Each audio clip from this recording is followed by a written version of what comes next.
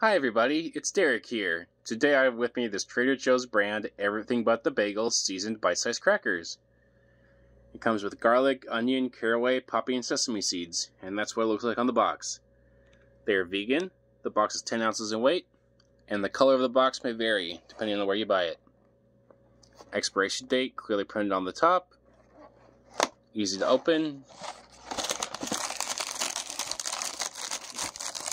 That's what the crackers look like on the inside. Very delicious, has a lot of great flavor to them. You have the nutrition facts label here on the side.